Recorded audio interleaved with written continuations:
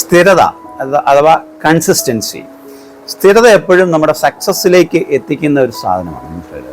Success ആണെന്നുണ്ടെങ്കിൽ നമുക്ക് സ്ഥിരത ഉണ്ടാകണം. അപ്പം നമ്മുടെ ലക്ഷ്യത്തിലെത്താനായിട്ട് സ്ഥിരത അനിവാര്യമാണ്. നമ്മുടെ സ്വഭാവ രൂപീകരണത്തിന് സ്ഥിരത അനിവാര്യമാണ്. അതുപോലെ പോസിറ്റീവ് ഹാബിറ്റ് ഡെവലപ്പ് ചെയ്യുന്നതിന് വേണ്ടി സ്ഥിരത ആവശ്യമാണ്. ടൈം മാനേജ്മെൻറ്റിന് സ്ഥിരത ആവശ്യമാണ്. സ്ഥിരത എന്നുള്ള ഒരു ക്വാളിറ്റി ഇല്ലാത്തവർക്ക് പലപ്പോഴും പരാജയം ഉണ്ടാകാറുണ്ട്.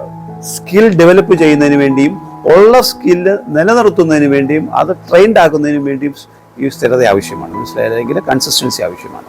ഹെൽത്ത് ജനറേറ്റ് ചെയ്യുന്നതിന് വേണ്ടി ഇപ്പം എക്സസൈസ് ചെയ്ത് തുടങ്ങി റെഗുലറായിട്ട് എക്സസൈസ് ചെയ്തെങ്കിൽ മാത്രമേ ആരോഗ്യം ഉണ്ടാകും. അപ്പം ഹെൽത്ത് ഡെവലപ്പ് ചെയ്യാൻ സ്ഥിരത അനിവാര്യമാണ്. മനസ്സിലായില്ലേ? അതുപോലെ നമ്മുടെ സെൽഫ് ഡിസിപ്ലിൻ ഡെവലപ്പ് ചെയ്യുന്നതിന് വേണ്ടി സ്ഥിരത ആവശ്യമാണ്. കൺസിസ്റ്റൻസി ഉള്ളവർക്ക് നല്ലൊരു ഡിസിപ്ലിൻഡ് ആയിട്ടുള്ള ഒരു ക്യാരക്ടർ ഉണ്ടാവും. അതുപോലെ നമ്മുടെ നമുക്ക് പ്രോഗ്രസ് ഉണ്ടാകുന്നതിന് വേണ്ടി, നമുക്ക് സക്സസ് ഉണ്ടാകുന്നതിന് വേണ്ടി സ്ഥിരത അനിവാര്യമാണ്.